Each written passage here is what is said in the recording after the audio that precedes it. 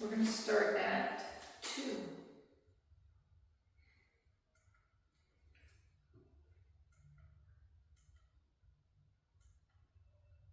Nothing.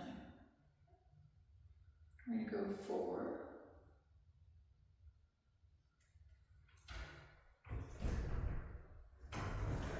Well, that's not helpful.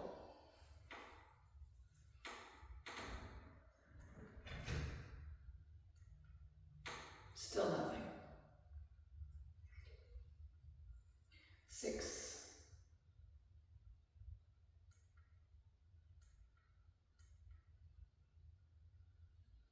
Nothing.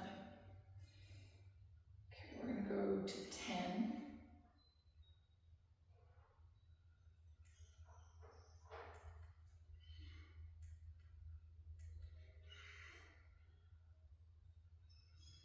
Nothing. I'm trying to find his working level, right? Started at 2.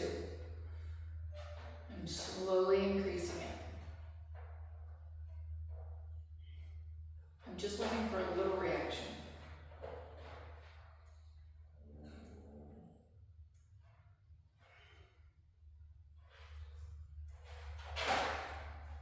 He's responding to noises around him, but he's not responding to the collar.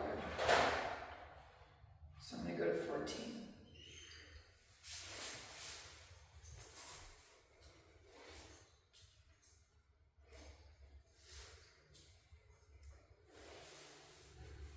Nothing.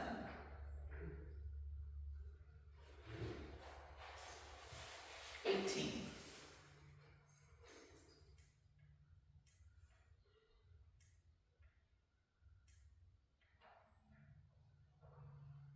Nothing.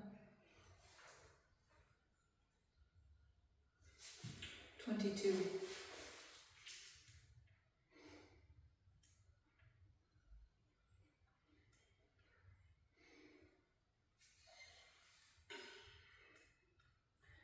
I got a little acknowledgement there.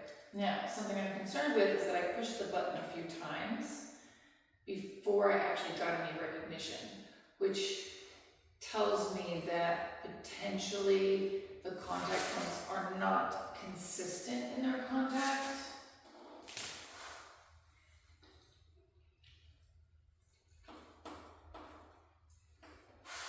He has a lot of skin, like he's huge, but he's like,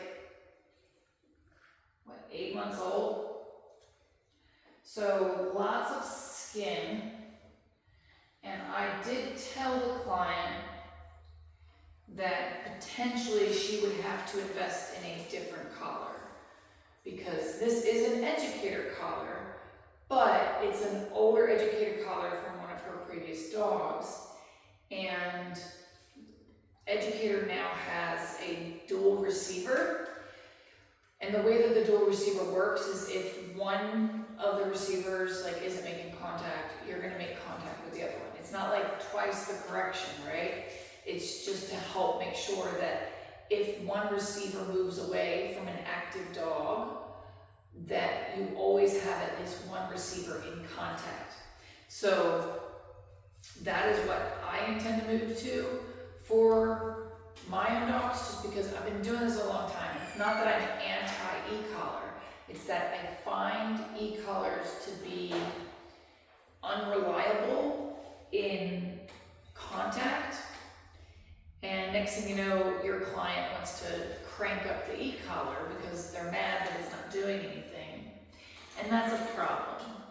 So now that I've kind of shifted it around a little bit, I'm going to hit that button again. And again, he's not doing anything. I'm not getting any ear twitch, no acknowledgement to the collar. But knowing that he was acknowledged a minute ago, I don't want to just keep going.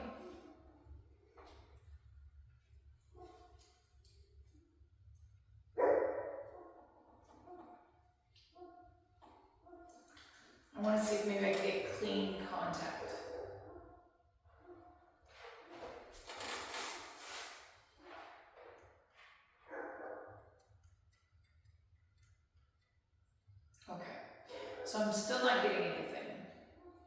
I'm gonna up it just a little bit to 26.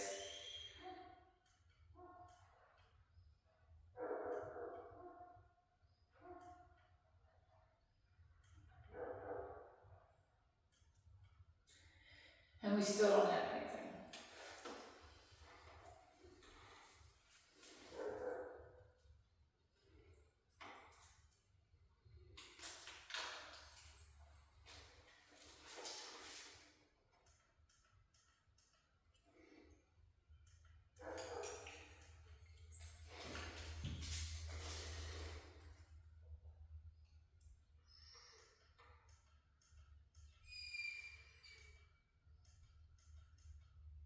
So it's pretty consistent, and yes, I did just do it to myself, but depending on how well I'm gripping it, this is why I like the dual receiver, because like that's not very much, right?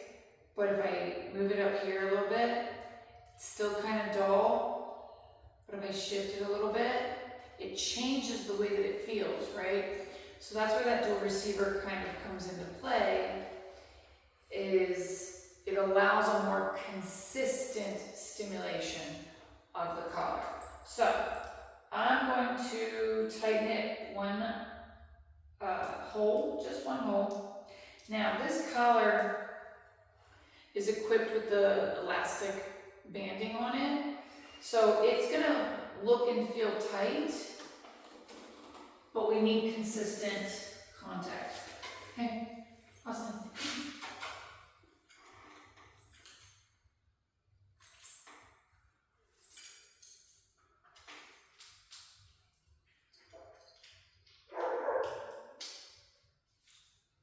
I'm gonna pull that next skin through.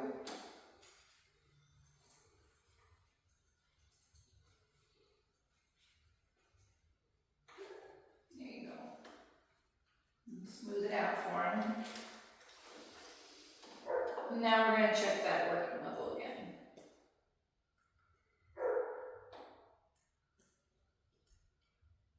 So I see it's making contact. I could see, it's this, the way that these collars are, if you've never felt one, it's kind of like a TENS unit.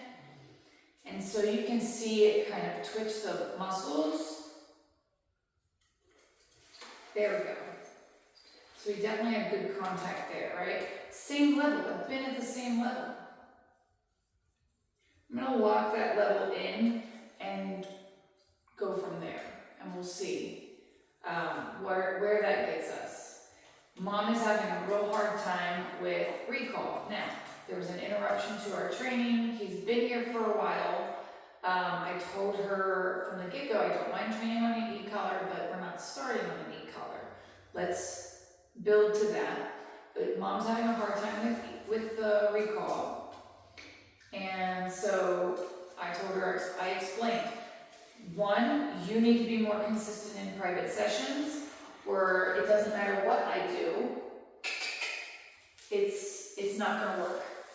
Doesn't matter what I do, it's not gonna work if you don't get in here for sessions. I can train it till I'm blue in the face, the dog does it for me, but if he's not doing it for you, there's a problem. And so we did have to fix a little bit with her as far as being assertive and being able to kind of adjust that energy for him, because he's a lot of dog. He's definitely, like if I have a scale, you know that scale at the doctor's office, you know, rate your pain from 1 to 10 or 0 to 10. Side note, normal people pain is 0.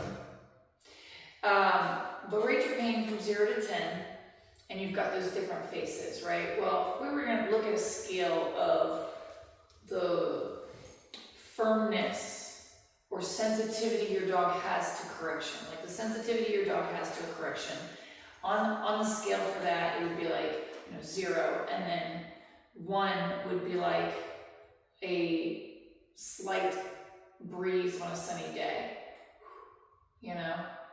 And then somewhere in the middle would be like smack a bitch, and on the end, please understand I'm being dramatic, needs a 2x4, right?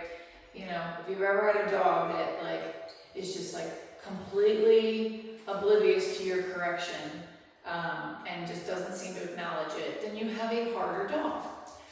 You can help your dog be softer by having better timing of correction, right? Because a lot of times people's timing on correcting disobedient behaviors, behaviors you don't like, is too slow. Your dog is built so much, and now you've got to get your dog out of the situation that they're in, or at least get them further away from the situation that they're in, to get them to acknowledge that you even exist. Okay? So, no, don't beat your dog with a 2x4. It is a joke. Please don't take it seriously. Don't need the internet getting all up in arms. She hits dogs with 2x4s. I do not hit dogs with 2x4s, for the record. But I've definitely had some dogs that are just like, well, you can beat me with a 2x4 and I wouldn't care. I wouldn't be acknowledging, right? And so he's definitely closer to the top end of that scale, where if you let him escalate too much, he's going to be a lot of dog to correct. Okay. Now that's not why we're implementing an e-collar. We're implementing an e-collar because he is a lot of dog, and she wants to be able to have a more consistent recall off leash. And so rather than him realizing that, oh, there's no leash on me, I don't have to listen, we're going to make it so that he understands he has to listen regardless, okay? So, he's been wearing the e-collar for some time now, without it being on. He's been wearing it, okay? So, now, I'm gonna send her home with a 10-foot long line. She's still not gonna be able to use her e-collar for the time being. She's just gonna have him wear the e-collar. Why am I gonna have him wear the e-collar without her using it? For one very, very big reason. Neutralizing the collar. I cannot begin to emphasize enough how important it is to neutralize your collar. If he understands that the remote or the collar are the reason he's required to listen when there isn't a leash attached, what happens when you're not holding that remote? What happens when the collar is dead, so you didn't bother to put it on or you forgot to put it on? We don't need any of that. So, all I'm going to do is, without drawing attention to my remote, I'm going to place my finger on the button here, okay, which is just the tap button. And I'm going to train him the same way that I would train him, that I have been training him on his recall. It's just getting his attention. Austin, yes! We saw a little head he's slow, a little head twitch.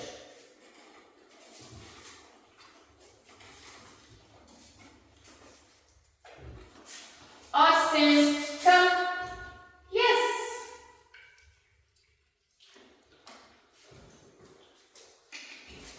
Yep, big hands.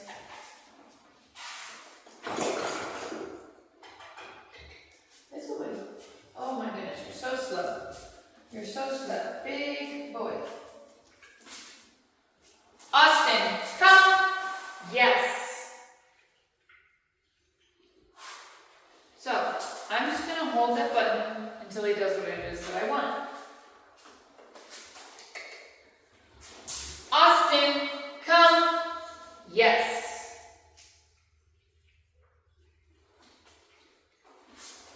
You have drool on your face, sir, in case you didn't know.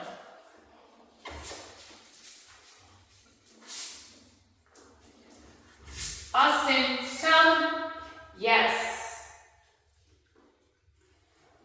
Seems pretty simple, right? Like, okay, well, of course he's doing it. You know, there's no distractions. Well, duh, yeah, that's how you train behavior, people, right? We don't set the dog up to fail and ask them to do something that they don't know or they're not consistent on in a distracted environment when we're trying to condition a new tool, right? We set our dog up to succeed.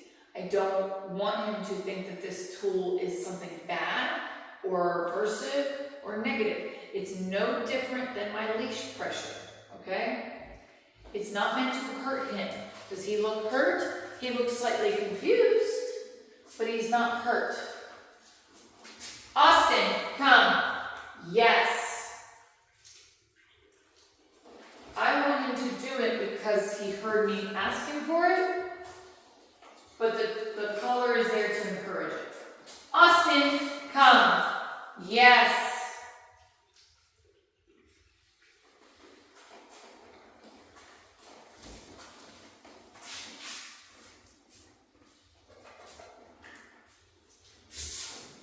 Austin, come.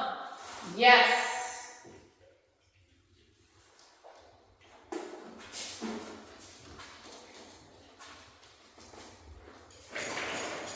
Austin, come. Yes.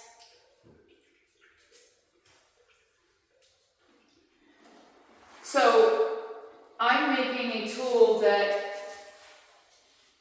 people consider aversive, have very little effect, right? It's not making him stressed. It's associating a tool that people assume is aversive with something fun, something interesting, right?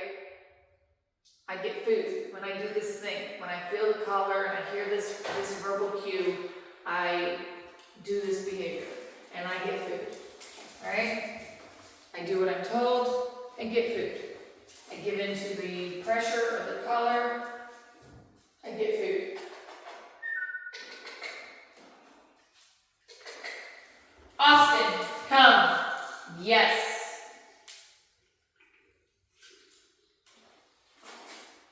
I'm not drawing a lot of attention to the remote. People like to hold the remote out like, I'm gonna get you with this. If you don't stop, if you don't behave, I'm gonna get you with this. What are you doing? Threatening him with correction? What happens when that no longer works because you've made threats that never get backed up, right? That's not how we condition dogs to be consistent. That's bad training ideology. Austin, come. Yes. Just a little shake, acknowledging the collar. He looked at the place bed and considered doing something different from what I asked him to do, but he did what I wanted to do anyway.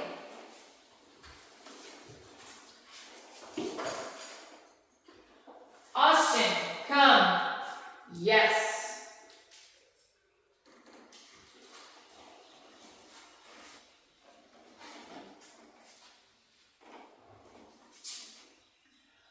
Austin, come. Yes, he's thinking, he's thinking. No, come.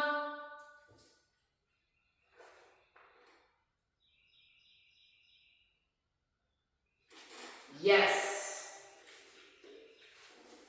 I weighed him out for it. He was considering doing something other than what I asked him to do. It's okay. He's allowed to try to problem solve through. But my job is to prevent him from doing something other than what I want. Austin, come. Yes. Good job. And I'm going to end this morning's session there because this is the first time on the collar. And I do not want to overdo it. I felt like he did great. We found our working level. We did a couple of repetitions on the recall with the collar to condition the collar. And I'll do a little bit more of that later. That is the only behavior I am conditioning to this collar currently. As long as he's doing well with that, we may condition the place bed with the collar as well. However, you can already see he's conflicted between, do I come to you or do I go to the place bed? So I don't want to add that in right now, or I could confuse him. So I'm going to do one behavior. That's it, just one behavior with the collar right now. Okay? Good boy. What a good boy. Yeah, that was a very good boy. That was a very good boy. Yeah, I know. That was very good. Yes, very good.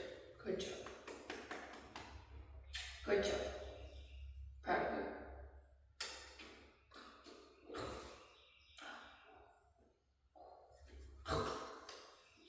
You got drool all over your face, my man. Okay.